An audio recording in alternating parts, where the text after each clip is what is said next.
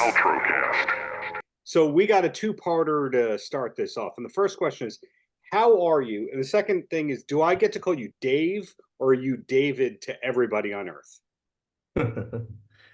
I'm very well, thank you.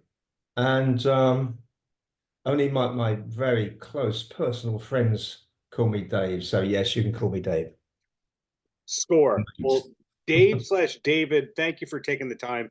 Congrats on this box set. I can imagine it was a massive undertaking because, correct me if I'm wrong here, you have to re-listen to everything, you have to find everything, you have to master it, the art has to look great, and you have to meet the record store day guidelines on top of that.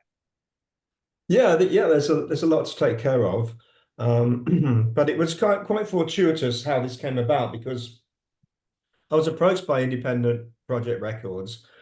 Specifically, they were asking if I had any archival material unreleased and more in the sort of demo, stripped down area, and it just so happened that my friend Gabor Nemeth in Budapest had just transferred all my old cassette demos and digitized them. He volunteered to do this. I didn't ask him to do it. He was aware that I had these shoeboxes, literally shoeboxes full of old tapes, and he was just a bit concerned that they would disintegrate. So he volunteered to take on this Herculean task, and I said thank you very much and sent them out to him, and he did them, and I got them back. I got the files back, which are lovely, just in time for them to be included as this release. So Right. that worked out very well. Yeah. Pardon the was interruption. Strange going. Go on. But did you have to go through the process of baking the tapes? Of baking them? Yeah, No. I've heard that sometimes when you find the old tapes and you're worried about the disintegration of the whole thing, they put it through this process called baking, where you can only play it 2 or 3 times before you've permanently lost it.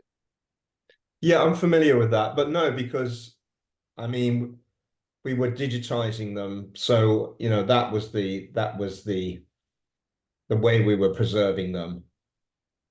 And the actual tapes, the actual cassettes, I'm including those in the super deluxe box set. So Right. there'll be an individual cassette tape with me making my demos, interspersed with like bits from a John Peel radio show and stuff like, because I would record John Peel at night, and then he was on nearly all my tapes, so you have a bit of John Peel blabbing away and playing great music, and then I come in and ruin it all. Hardly ruining it all. And I believe it's numbered to what, 70 copies of the super limited edition? There's 70. Yeah, I think we must have lost the box because in transit. In fact, I'm pretty sure we did, because there were more than that, I thought. But yeah, that's how many tapes exist. Wow. Was it enjoyable for you to look back? Sometimes when I speak with artists, they don't love their hits and they want to be thought of as what they're doing now rather than back then. I wasn't sure where you were on that spectrum. Well, these certainly were not hits. They were never released. And the reason they were never released wasn't really because the songs weren't good enough. In some cases, that is the case. But I have to confess. But they're very sort of exploratory. And this was my form of notation. I didn't intend these to be released. I'm just knocking out some ideas and putting it down as a sort of mnemonic, memory, the reference thing. Anyway, some of the songs they're damn good. And the reason I didn't pursue them was just because I tend to be very prolific, and I just was writing more and more. And so some of these songs, they just get lost, and shelved. And in fact, really, in the case of all these songs on this collection, what you hear is the one time that I played them, because I'm just, I'm creating them, and then I just, didn't go back to them. So it's just a one-off recording capturing a little moment of inspiration.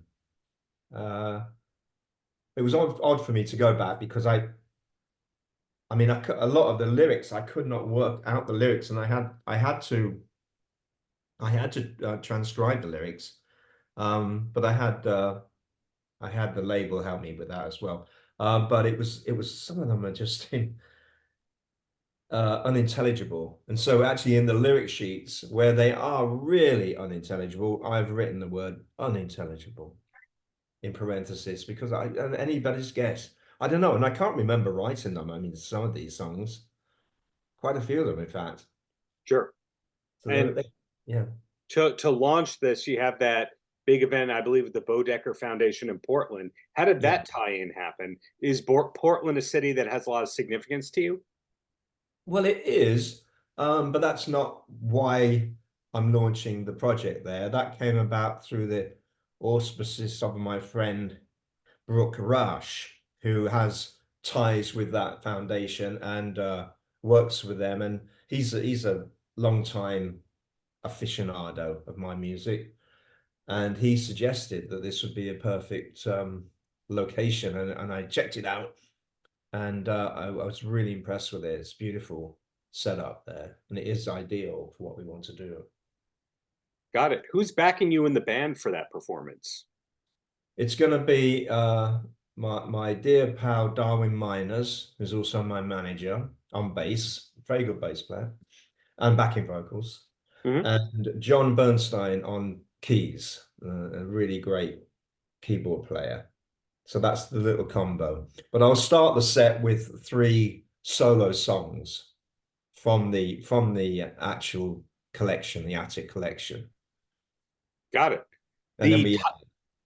the title of this release, any correlation to the Billy Joel songs from the attic? Just a coincidence? Because I'm I not didn't even know if I'm not even familiar with that. Billy I've Joel had a never, leftovers album, 40-ish. oh, okay. I wasn't aware of that. No, not at all. No, just I the didn't ideas. I know. mean, one time they were in an attic. They were in an attic, and just it's just the whole idea of them being Right. stored up there, and I'm going up to retrieve them. Hence the use of the photograph from the early 90s of me on the ladder. So that was the idea of that was being suggestive of me going up, getting the tapes. Where I was going with that is I wanted to see how ignorant I was that you go, oh, in England, we don't call it an attic. We have a different term, kind of like how the trunk of the car is the boot or the Yeah. elevator is the lift. I didn't know if there was a different term for attic. No, it's the same. An attic is an attic. So this project is done. You got the launch coming up in about 6 weeks on for the West Coast and all that. Are you looking ahead beyond that, or is this such a big release that you'll take a little time off after it?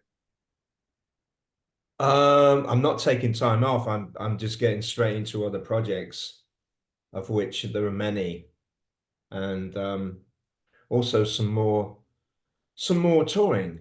But I'm not at liberty to tell the details about that yet. But the key is David never stops working. And I say that because looking at your career, you've had a lot of opportunities to do anniversary and nostalgia things, but I admire that you've always pushed things forward, even if there were anniversaries going on. Yeah, well, I'm compelled to do that.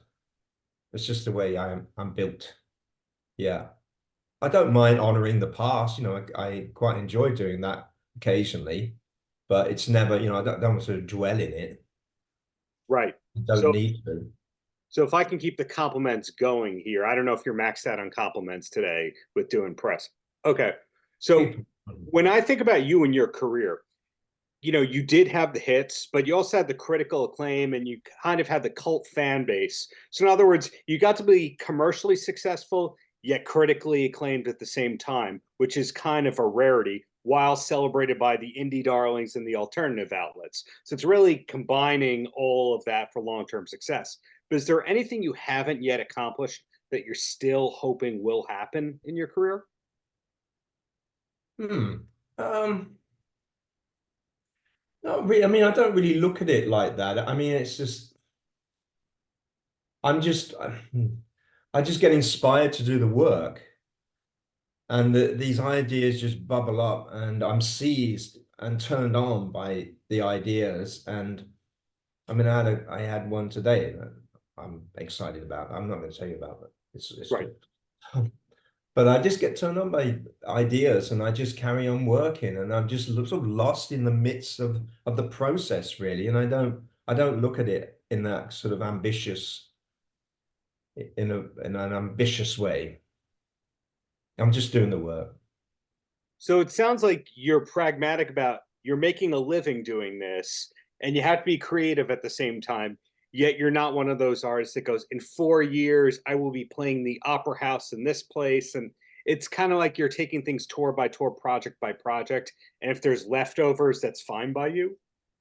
Yeah, it's really like that. I mean, back in the very early days when we started Bauhaus, I mean, we were very ambitious and we did have goals. You know, we wanted to be on top of the pops. That was a big one.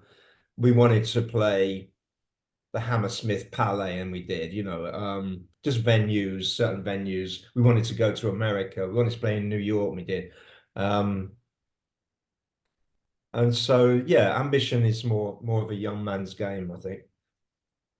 Wow, that might be the quote of the day. Ambition is a young man's game. Yeah, and when Is you that when you've achieved a certain amount of success and you've gained confidence, then the ambition kind of takes care of itself because you're just getting on and doing the work, and think opportunities come along. It's generative, and then you pick and choose, if you're fortunate enough to be in that position, and that's how it is.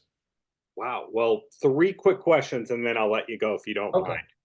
The first one is you're an artist who's always let the music do the talking. In other words, we don't go, hey, let's see what David ate for breakfast today on Instagram or which art gallery was David at last night. We don't know that about you. What's the number two hobby away from creating and touring in support of all the creating? Hobbies. I don't know if I have any hobbies. I mean, I like reading. I don't really see that as a hobby. I've always loved reading. I've always got about 3 books on the go. And I like to read conventional book. I like to read, actual books rather than Kindle or something like that, or read online. So that's always happening. But I mean, I'm very involved in visual art, always have been, and I'm getting more and more into painting again. I had an exhibition and I got a gallery show recently in Pasadena, and that went really well, and that was very encouraging. And I've just secured a great studio space through through the auspices of my friend Shepherd Fairy, who's a wonderful guy. And so I'm going to be doing a lot more painting, and I've got a lot of ideas in that area. Got it. Now, Shepherd Ferry, I know from my friend, is a big Black Sabbath metal guy. Was metal ever in your trajectory as a fan? That band was, yeah, Black Sabbath when I was, a teenager, sure. And I think you can detect some of that in Bauhaus, that influence. And Well, funny what I enough, was curious, I saw Geezer Butler actually got to high five with Geezer at Shepherd's 50th birthday celebration just before everything closed down. So yeah, I've always liked them, and I like bands like Motorhead, AC/DC, quite partial to. It's I not was my trying to favorite figure out genre, but yeah. what your gateway band was before you deviated and you went a little more artistic. If you like the same stuff that everyone else did before you found your own voice, and it sounds like yes, you started off as a hard rock guy before you got more artistic. Yeah. Well, really, that would have been the Velvet Underground. Wow. Okay, that And makes then getting into like their influences and John Cale in particular, coming from a very avant-garde background, and that opened up a whole world of experimental music for sure. me. Yeah. And I love Lou Reed, and yeah, very, very influential. And last question I got for you. What's the last concert that you went to as a fan? That not because you were going to guest on stage for a song, not because it was an obligation, but you went, this is a person I want to see. Okay. I've been going to quite a few. The last one was The Kills, who I love. I mean, I know Jamie, and I think he's one of the greatest guitar players of all time, you know. And he told me that Daniel Ash is one of his two major influences, the other one being Wilco Johnson from Dr. Feelgood, which makes total sense when you put those two together and you think of how Jamie plays. But they were on fire and they were great at the Wilton here in LA. Got it. When I had the pleasure of speaking with Kevin the last time, I bothered Kevin and I said, what was the first British pub that you spent time at when you became an LA person? In other words, were you a cat and fiddle devotee before you found your taste in LA? Oh yeah, me, yeah, oh yeah. Yeah, used to go down there for the footy. I still go because when they moved, they're a different location now. And yeah, I go there. I also go to the Red Lion, which is a German pub. Wow, you have good taste in pubs as well. Well, David, I have to say thank you for the many years of great art. Looking forward to what's to come, whether it's you as a solo person, Bauhaus stuff, Love and Rockets, etc. Thank you for being you, a real, true, original voice in music.